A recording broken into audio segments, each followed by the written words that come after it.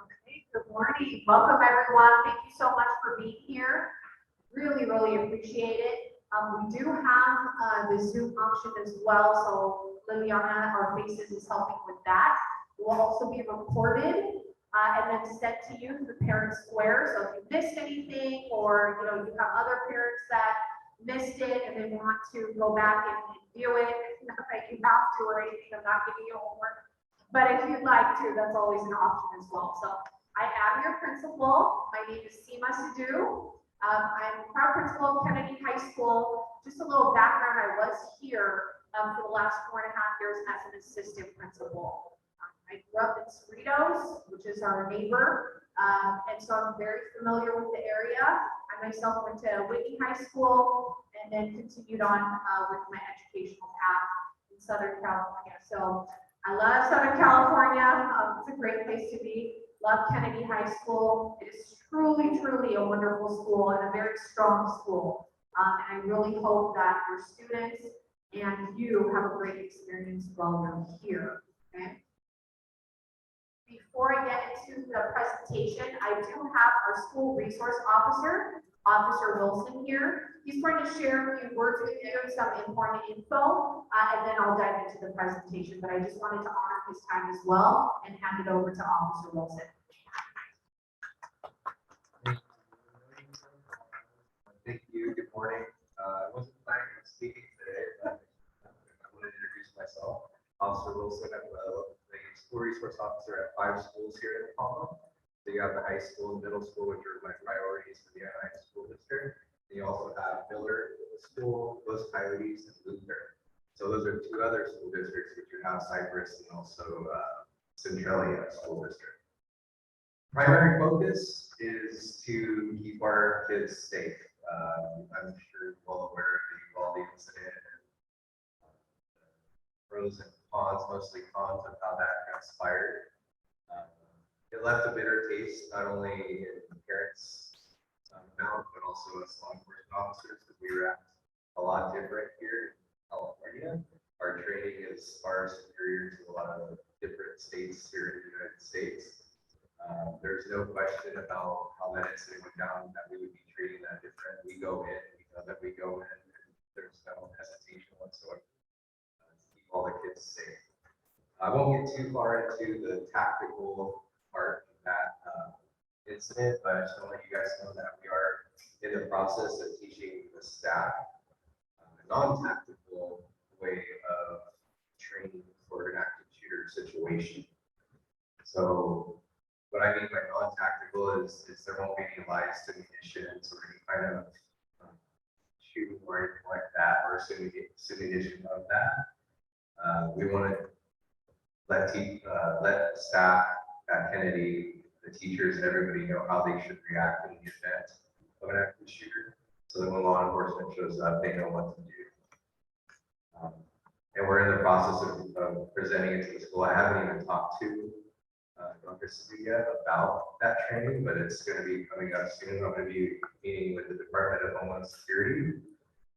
We're going to be working with OPIAC. You don't know who OPIAC is. It's the Orange County Intelligence Assessment Center, and then also the SMART team, which is the school mobile assessment response team. So that consists of many different agencies here in Orange County. A lot of resources at our fingertips, and we're all collaborating together to make sure that all the schools and the police departments are all on the same page when it comes to school safety. So those are some things that are coming up for staff. We're also going to be offering a training for the administrators to be on a collaborative assessment. Basically, it's a threat assessment training that all of us do in Orange County, and also the SMART team. So we'll be inviting them to come and train our staff as well. Without further ado, I'll hand it back to Dr. Sidhu for the rest of the presentation. Thank you, Officer Wilson. We are very, very fortunate to have him here.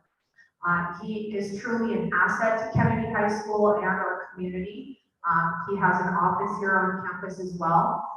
So huge support system, and we really appreciate the connection that we have with Officer Wilson and La Palma Beach. I also wanted to introduce Board of Trustees member, Mrs. Piercy. She's in the audience today. So thank you so much for your support and for being here as well. So to give you an idea of our agenda, I know it is a lot of information. So if I start seeing you kind of going sideways a little bit, I'll speed things up, or if things seem a little repetitive, I may just skip them and refer to them after, or give you a little brief overview. So I wanted to introduce our staff members, give you some data. I think it's really important for you to know, our school community and what that entails. Quick, just overview of our expectations and policies, talk to you about the CPSF, which is our Career Preparedness Systems Framework, and the Capstone, that is new to Kennedy. Ways you can stay connected, and if you have not filled out the needs assessment survey, it's really important that we get your feedback there, okay? So this is our administration team. You can see Mr. Howe is over 12th grade this year, and 9th graders with the last name A through H. Ms. Bryant is the 11th grade AP, and also 9th grade I through P. And then Mr. Hari is our 10th grade assistant principal, 9th grade Q through C. Okay. And our administration team focuses on safety, as Officer Wilson stated earlier. We focus a lot on safety, attendance, and discipline, among other things. Our counseling department, just a quick overview. Mrs. Bennett is in charge of lead programs. If you have a question about the IB program, we are an IB school. I'll talk to you about that a little bit. You can go to her and ask her for any clarification or ask any questions that you have. Mrs. Dubiati is a counseling secretary. Ms. Yoon is our support counselor. So she was added on this year to support our 9th and 10th grade students. We have seen an increase in support services from the district in the past couple of years. And I think it's really important that we have that additional support, and that's for social emotional needs, for mental health, and that's also for academics. So our students not only have a 9th grade counselor and a 10th grade counselor, they also have an additional counselor who's there to offer support. Mr. Hausman is a new addition to our team as well. He's our college and career readiness specialist. It's about CCRS is what we refer to him as. He supports the 11th and 12th grade students. So if you've had a chance to look at the counseling newsletter that goes out through Parent Square, he puts that together. It will show you information in terms of colleges that are coming to our campus, guest speakers that we have, things like that. And so he is definitely doing a phenomenal job supporting our 11th and 12th graders in the upcoming transition to life after high school. Ms. Gahungu is our 12th grade counselor, Mrs. Taylor 11th grade, and then Ms. Hernandez 10th, and Mrs. Chan 9th grade. Liliana Guzman is here. She is our family and community engagement specialist. Huge help and support for us here at Kennedy High School. She is there for you if you ever need any help with just any community support, any parent support, resources, you name it. She will find out. If she doesn't have the information, she will get it to you. She has an office. It's in room 701, which is near the attendance office. So it's strategically placed over there in the front, so you can park in the south lot, go through attendance to check in, and then her office is right next door. Okay, so that's her contact info for you there as well. All right, so some of our staff, just some data for you. We have, so our admin and SRO, I included Officer Wilson in this, so there are 5 of us here. Our total student population right now is about 2,114 students. You can see that most of our staff are made up of teachers and then the support staff. Support includes all our clerical staff. It would be our office staff, our custodians, cafeteria workers. And then the counselor, social worker, we do have a full-time social worker and school psychologist. We have 9 total for our students. our student groups. So this was based on last year's data. And you can see that our socioeconomically disadvantaged is higher. Normally it's around 50% or 48.5. I attribute this number due to COVID and what was going on there. So parents do fill this out when they register. They fill out the income verification information.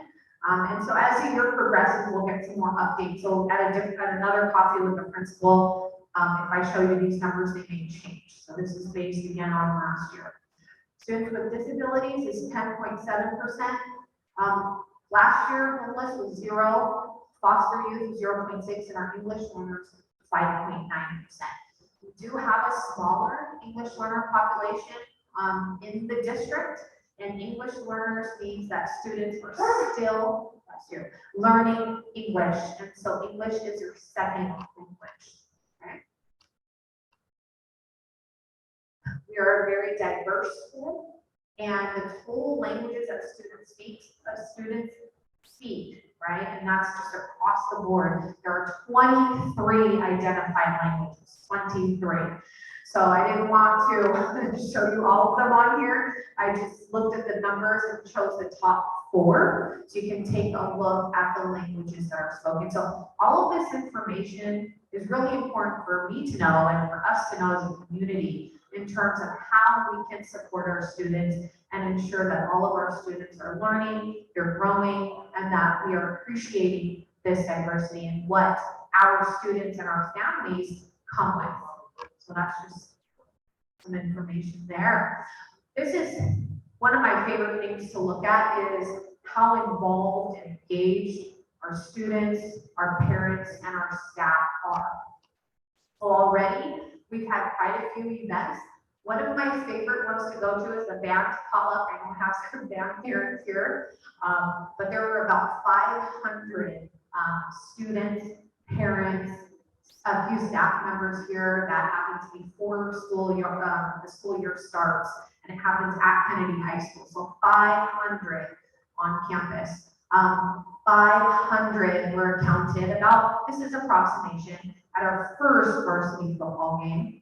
The welcome back dance, that was the first dance we had on campus, brought in 400 students that ranged from 9th to 12th graders.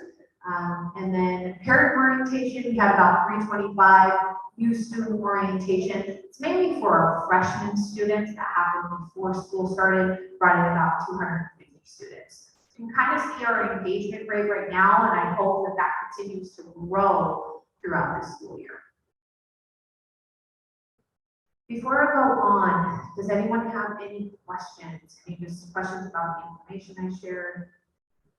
Okay, so this part of the presentation shows you the alignment from the district and the school, okay? And how many of you have seen or been to a presentation where you've seen the district's vision and mission before? If you can just raise your hand so I can gauge. Okay, well, so less than half, okay? So you can see our AUHSD district's vision is to create a better world through unlimited youth. And what that means to me is just providing our students with unlimited opportunities, or at least different programs, so that they can explore their interests and what they potentially want to do after high school. The mission is to graduate socially aware, civic-minded students, right? We want our students to be not only career ready, but also life ready, to prepare them and equip them with the skills they need after high school. The core values, so this is something that as a staff, we've already gone over this, our staff has seen it multiple times. We often talk about our focus. What are we focusing on right now? Is it number 1, the 5 C's, right? Is that what we're focusing on? Is it all of them? Are we trying to focus on number 6? We're working in systems, not silos. So for me, this is a reminder. This is our why. This is what we're focusing on throughout the school year.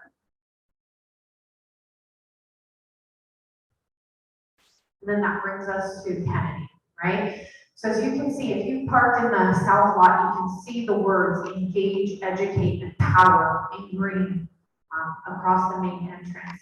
That's our vision, right? We want to engage our students.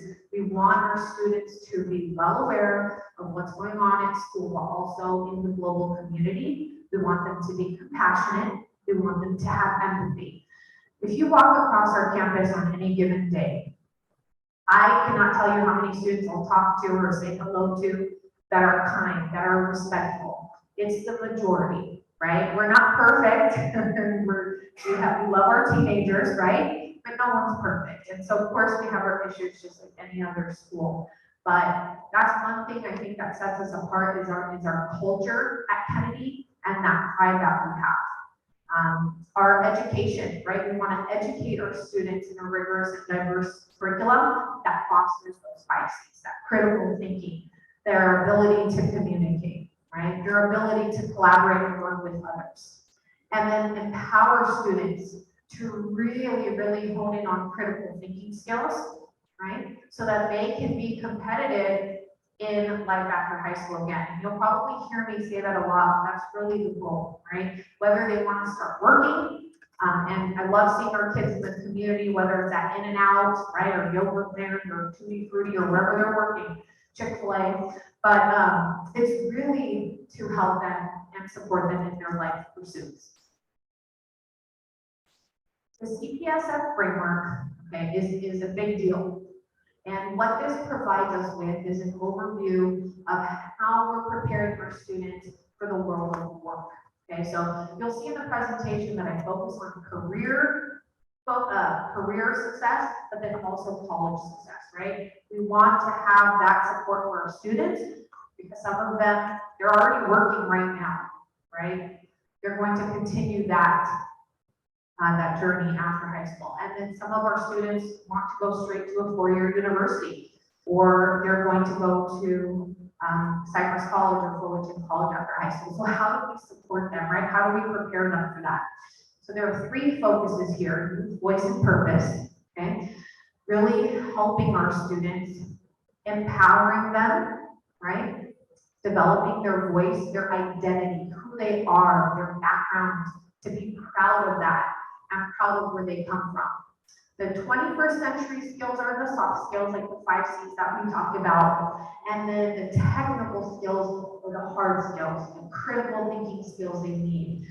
We also, I know it's hard to see up there, but we also have other programs that help them with that, like our AIM program, that's an internship program. 2 of our students last year who were in the artificial intelligence pathway, for example, they both got internships with a company called Loco AI in Irvine. And one student goes to UC Santa Cruz now, the other student goes to MIT.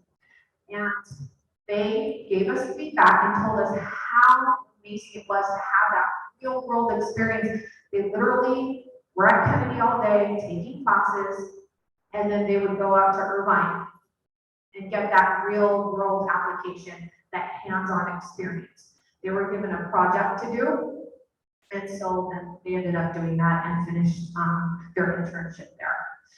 So we tried to provide our students with as many opportunities as possible. If we have time, I will show you the video. How many of you have seen the video? It's about 6 minutes, so I just want to make sure I have.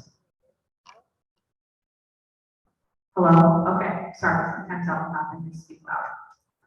But we can go back to that. Let's play. Based on how much time we have. One thing I wanted to remind, I know I had some good feedback about this with the one-to-one devices. I've been in classrooms since the beginning of the school year. I see students on the laptops, they're working, whether it's just typing their responses, or they're on e-cadence accessing the work, or they're working with a group and collaborating. It's important to have that device. We're still getting them out to our students at this point. The majority of our students do have a one-to-one device. This is just a reminder. I know Liliana does send the reminders out in Parent Square as well. So Mr. Lowe is our tech guru, is what I call him. He is there at lunch and after school every single day in case you need the laptop. Okay, so that's just a quick reminder there. And then Capstone. So this is new to Kennedy. But I'm going to go through it very, just relatively quickly with you. Program is for students to showcase what they're doing at Kennedy. Okay? Students have an opportunity to develop a portfolio. It's an e-portfolio on eCadence. So it's not a paper pencil portfolio. I actually created mine. All of the administrators and teachers created theirs as well. That happened at the beginning of the school year. And then our students had the opportunity to do so as well. So this is something ongoing. So after they build their portfolio, their eCadence page, they reflect on an assignment. It's just one per semester right now. So one assignment per class per semester, and they complete a reflection tool. And that reflection tool allows them, going back to CPSF, to take pride and ownership in their work and to demonstrate what they're learning. And so that will be uploaded in their e-portfolio. So by the time they're a senior, they have this portfolio that they can take with them wherever they go. Or if they have a job interview, they can share that information and not present it per se, but it allows them the opportunity to think and articulate what they have learned in high school and how that applies to whatever job they're trying to get. Okay, so this is something ongoing and it's new, like I said, but we have a Capstone program, 1 year at a glance matrix that we've already shared with our teachers and our students. And so if your students have any questions about this, please, they can come directly to me or they can ask their teachers just to make sure that they know what's going on with Capstone. So freshmen, sophomores, juniors do not have to present this year. We're just having seniors present. And there's going to be a Capstone showcase at the end of the year in April, where they will present all the amazing work that they have done and completed over the year. This is just a little snapshot of the why, right? I think it's important that before students leave high school, they're able to reflect on their learning. They can demonstrate what they've learned. They take pride and ownership of their learning, and they develop a growth mindset. One of the things that I think I've learned here just over the past 5 years is that when I see students connected to the school, whether they're in band or choir or athletics, or they're in a club, right? Or they gravitate towards a subject, a teacher, a staff member, they have more pride and ownership, they have a stake in their education, right? They're less likely, in my eyes, to, kind of feel lost or feel disconnected from the school. But it's our responsibility to ensure that we're giving them opportunities to feel connected. And so sometimes I'll see students who, are working diligently. You'll see them all coming out right now for passing period, but working diligently on a homework assignment. But is that all they're doing? Do they feel connected? Do they have relationships with other students? What is that like? So this academically gives them an opportunity to reflect and to kind of take some ownership in their education nowadays. 31 hours on this part and talk about CTE. So one of my favorite things, I don't necessarily think this was as big when I was in high school. I mean, I remember career pathways a little bit, but not as much as we have now. So you can see the giant list of the career technical education pathways we have here, and those are some actual pictures. One of my favorites is our culinary program.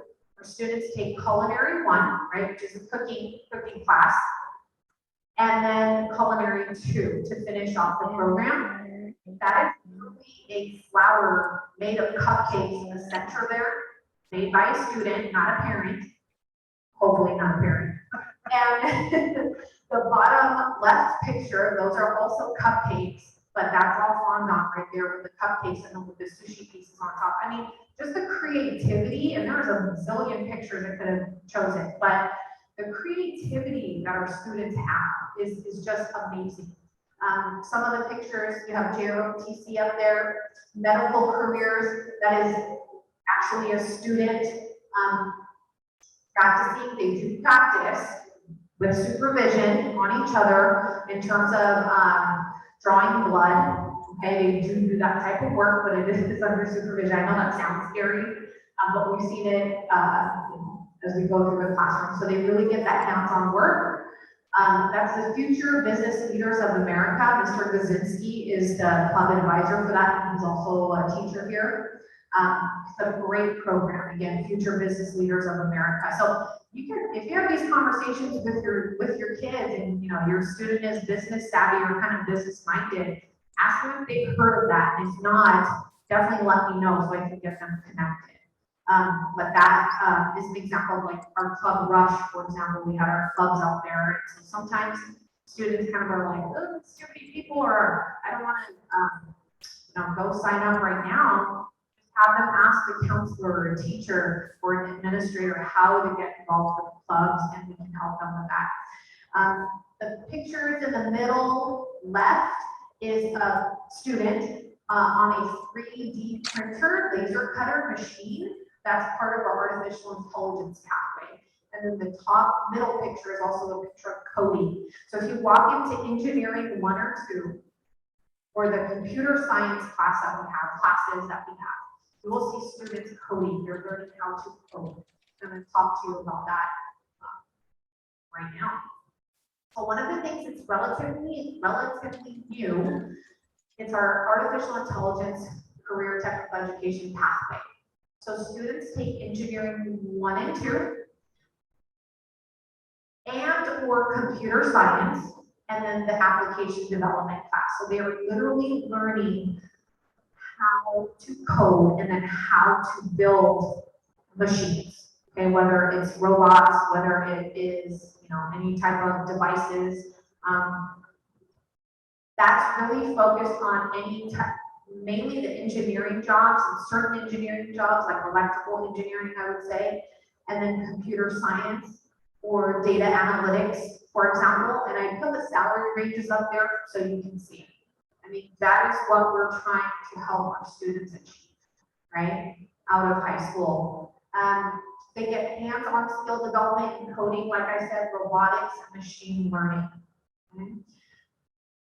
And there is, if you're interested, there is a YouTube series called The Age of AI with Robert Downey Jr. It's one of my favorites because it's Iron Man, but it's really, really fascinating if you're interested in artificial intelligence, or maybe you work in that field.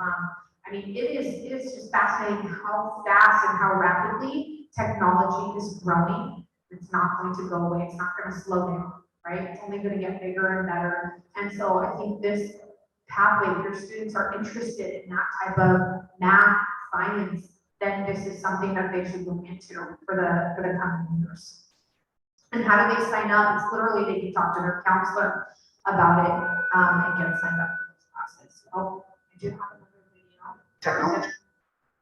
Pause right now. Just keep my eye on the clock. These are a list of all of our different types of programs, but I'm going to focus on our IB diploma program. So we're an IB school. What does that really mean, right?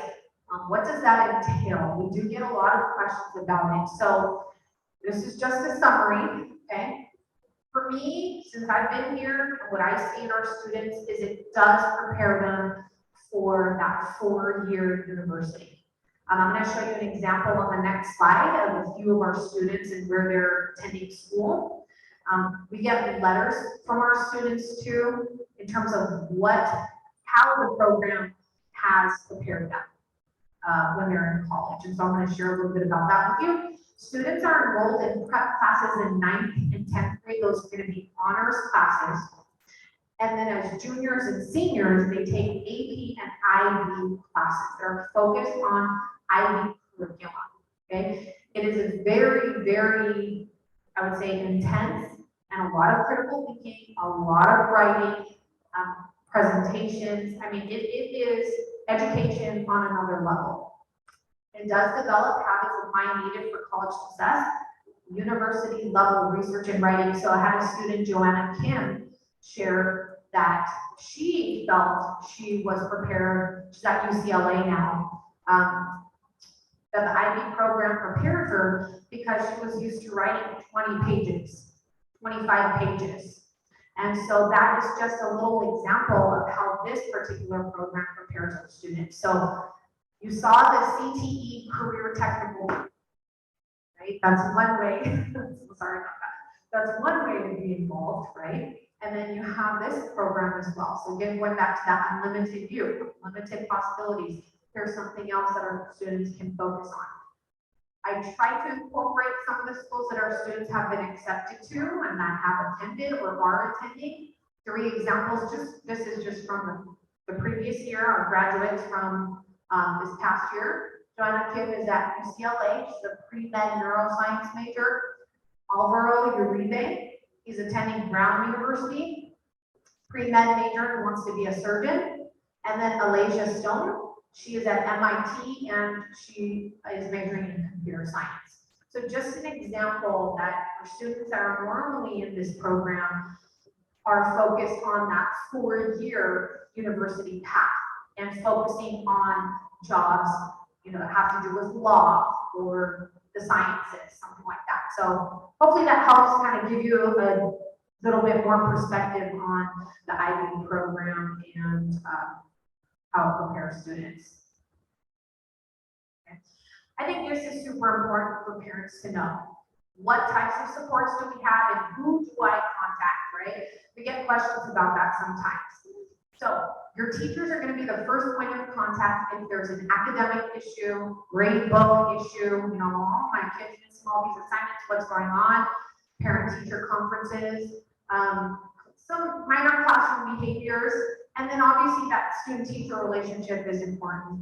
For administrators, we do focus on discipline, attendance, and safety, among other things, but my favorite part about being an administrator is just those connections that I make with the kids, even when, unfortunately, we have to reprimand them or give them consequences for something. But you really see that teenagers are so impressionable and they need adults, right? They need us to guide them and to provide them with support. And that's what I really try to do, even in those really difficult conversations that I have with them sometimes, or I had as an assistant principal.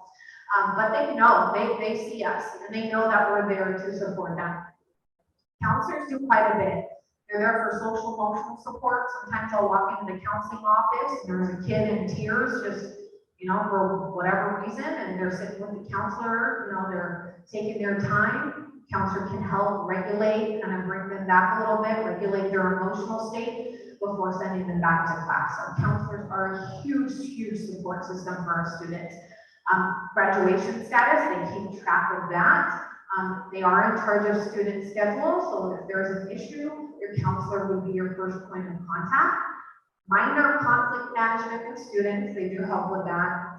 And then any other concerns that you might have, you would go to the counselors. Okay? And our counseling secretary is there, she's the one that answers the phones first or makes appointments and things like that. And then, of course, our amazing faces over here. So she's our school system support, our family, parent support, right? She is your first point of contact if you need anything in terms of resources or other support, if you want to get involved with school. Officer Wilson, so you met him. I was going to do my little thing here, so we can skip that over. Campus safety, just to reiterate some of the things he talked about. We have done quite a few updates in terms of our evacuation procedures. Our school safety plan is reviewed annually with our staff.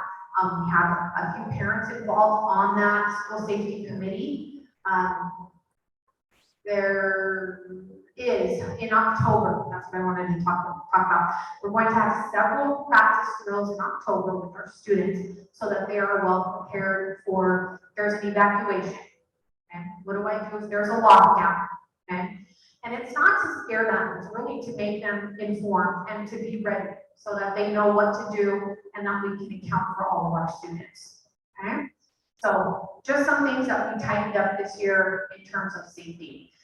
And then just discipline, I'm not going to go into detail about that. This is the slide. The administrators right now, since last week, have been going into classrooms and doing expectation presentations with our students.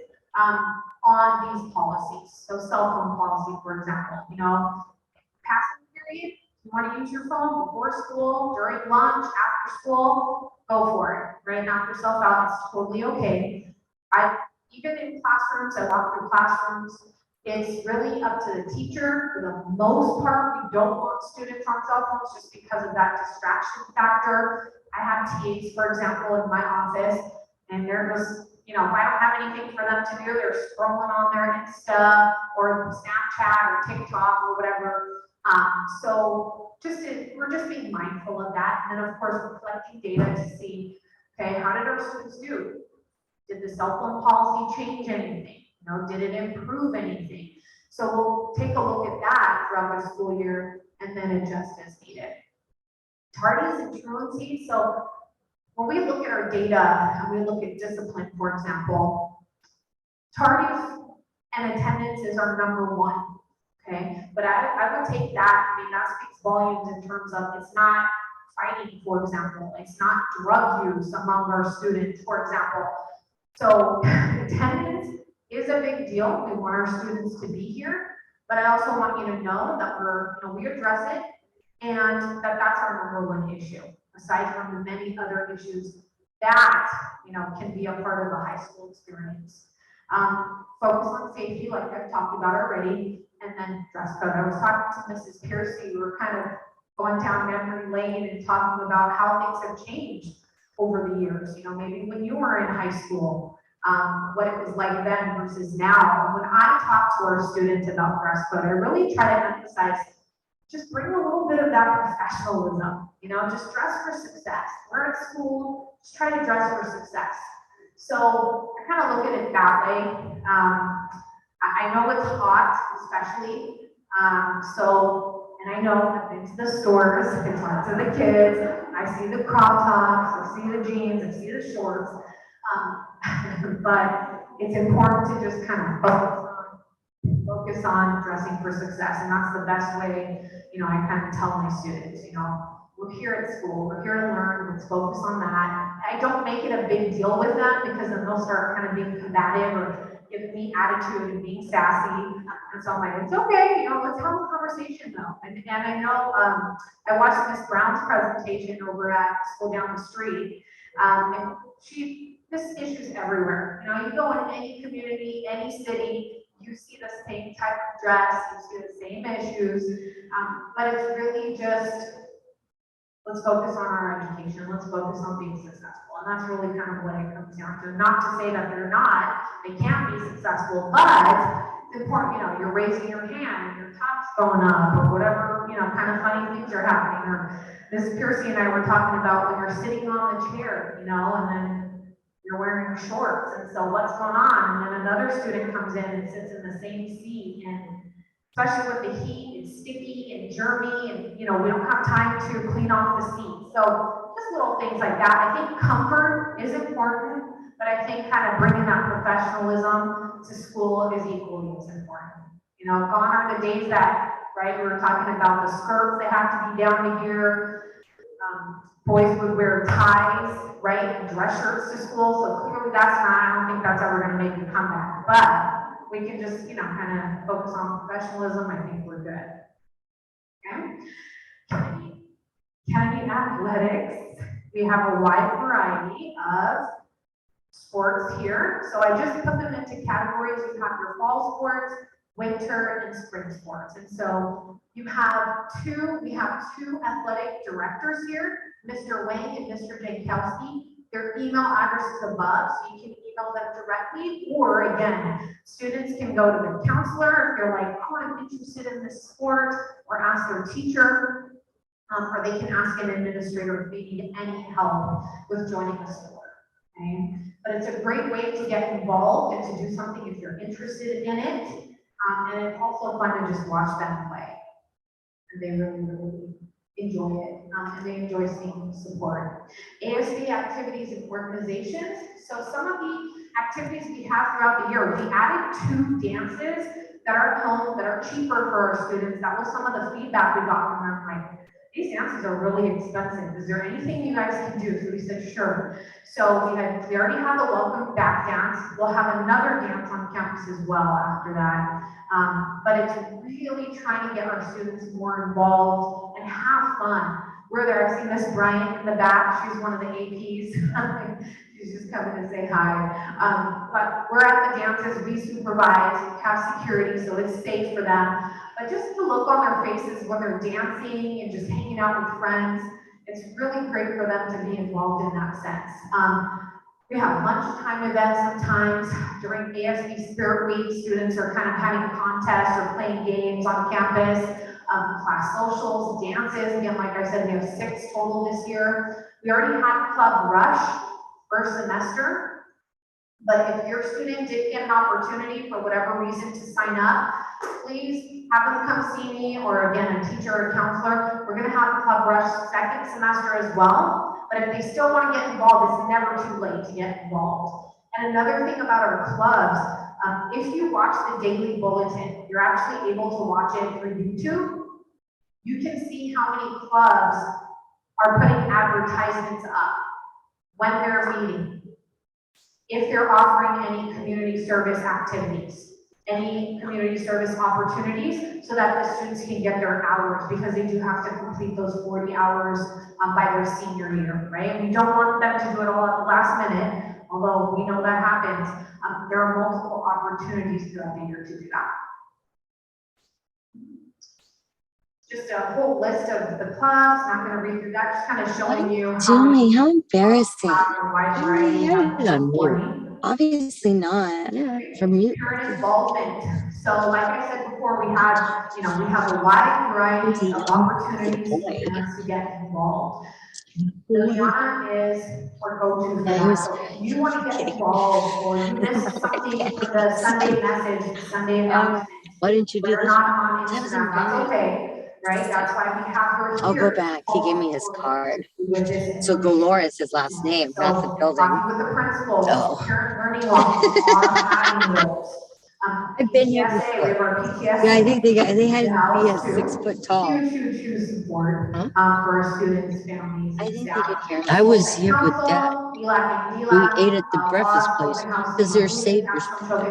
It's very hard to understand. So why even on it? Because I get credit. We want to see you on campus, engaging with us and our students in a positive way. So, any questions about the parent involvement piece or anything that I didn't share earlier? Okay. I'm a little competitive, I do have to say. So I just got this info yesterday. If you can, I know it's kind of hard to see, but we just show you really quickly. Kennedy, right? So I know I said ours was 2114 plus or minus 2111, right?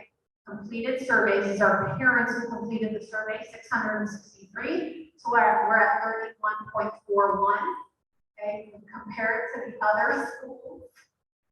So, yeah, if we can get your feedback, if you already filled it out, thank you for doing that. But the purpose is really to give us feedback, and then that feedback helps guide what we need to change or work on, how we can grow as a school in the future. Okay, so these are the QR codes. I'm going to give you a moment, to come up. You can actually do it from here. You might be able to do it from your seat. I don't know if it'll work, but I'll leave this up here. If you can fill that out. Liliana also sent it out your parent square, so we want to keep that going and get that number as high as we can. Okay, our goal set by the district was about at least, what was it, 75? I think it was about 75%. I think we can do better than that. And again, it's really important for us to get that feedback from you. This is your school. So that is the Parent Needs Assessment Survey. I do want to show you, we do have time. I'll take questions right now, and then I do want to show you this video that Mr. Corcoran, he's our social media, technology, he's also an English teacher, he does journalism, he's amazing. Mr. Corcoran put this video together that showcases our students, it focuses on our students, and some of the wonderful activities that they do throughout the year. So I'm gonna play that for you as kind of our closing, but does anyone have any questions about anything? Yes?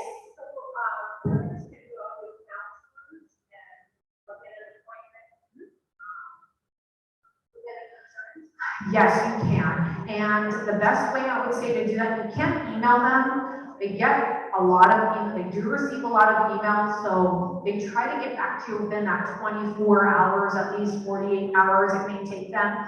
But if you want maybe quicker service, I would say to call. And Ms. Dubiotti, I'm pointing that way, because literally the counseling office is right there. You can even stop in after we're done.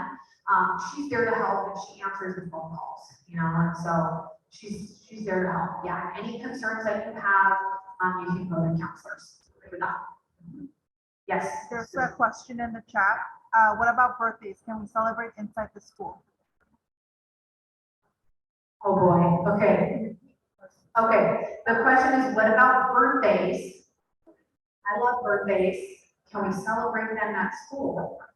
According to the AUHSD district Work policies. we are, see, how do I say this? So, we appreciate our students and their birthdays. I know that technically you can't take, you know, their balloons and things like that around to their classes just because it could be distracting.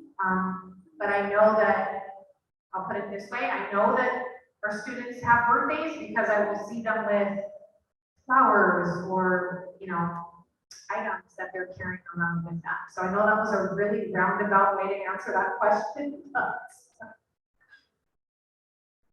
I don't want to get in trouble. Yes. So that's a great question. That's a huge safety concern. And I'm just going to be honest with you that at, not necessarily Kennedy, but at some schools, and it's a touchy subject, I know, but we would have people dropping off items that were not appropriate for school. I'll put it that way. And so right now we're sticking to students can bring food in the morning with them, right? They can bring it in the morning, but we're not allowing just drop-offs or door dashing or things like that getting dropped off. Okay. Yeah. Okay. Say that. I'm saying it. The dropping off of food by DoorDash or whatever got to be a major problem. So, and it's also a safety issue because some of these places would try to come onto the campus. And so we found it just necessary to say no food delivery. Again, what my kind of support with that is just, you know, pack it or bring it to school or have a little lunch box, you know, you put an ice pack in there to keep it cold, things like that. Ms. Bryant?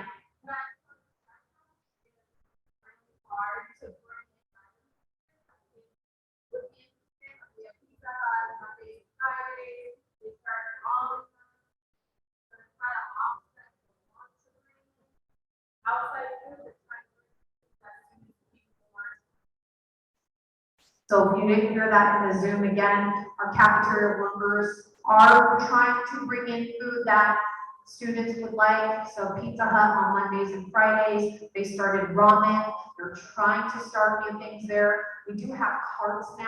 So like in the first court, right, this is first court, right outside of first court, there's a cart that sells as well. So you can see students coming to that cart instead of waiting in the line over there. But Ms. Bryant is back at the cafeteria with the counselor every single day to usher the students in, to help expedite those lines. I know that they get long, but we've tried to help students with figuring out where to go, because there are different places that you can get food from. You don't just have to stand in those lines. And once you get in the cafeteria, there are about 6 different stations that students can go to. So I had a parent email me very upset about the whole food situation. Come to find out, when I talked to the student, he said, well, I just didn't know where to go, so I didn't eat. But that's not what didn't match dad's story. Dad was very upset, so I pulled the kid out. I said, hey, let me show you where to get food. I see him every single day, and he eats every single day. So I was like, I got it covered. You know, sometimes I think going back to one of the slides, it said communication is key. I think communication is key. And sometimes we do get lost in the shuffle. We don't hear things the way that they were communicated. So if you need any assistance, I have students email me directly all the time to clarify some stuff. So it's, you know, you can ask the counselor, teacher, or admin. We're here to help. Another question? Just a comment from Mrs. Rivera. Many students tell her that we run out of food. And I have not heard that. So I will talk to, we have a cafeteria manager about that. It depends on what it is. So if it's a specialty item like the Pizza Hut, yeah, they may run out of that.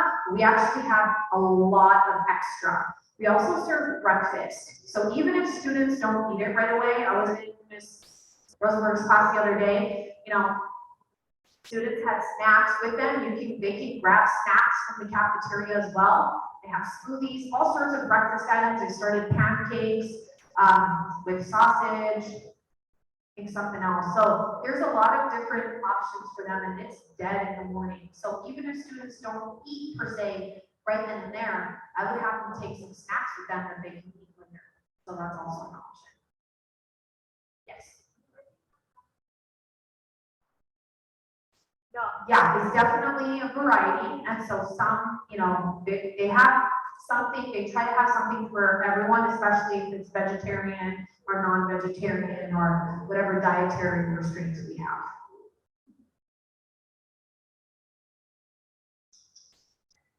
I'd love to show you this video that got me. Oh, go ahead. Last question.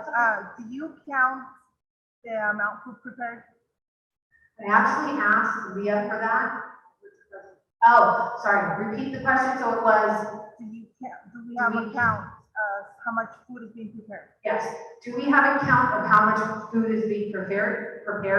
Yes, we do. So I can ask our cafeteria manager about that. I don't have it offhand, but we definitely do keep track. She has to keep track as part of her job. So good question. Yeah, if you can make note of who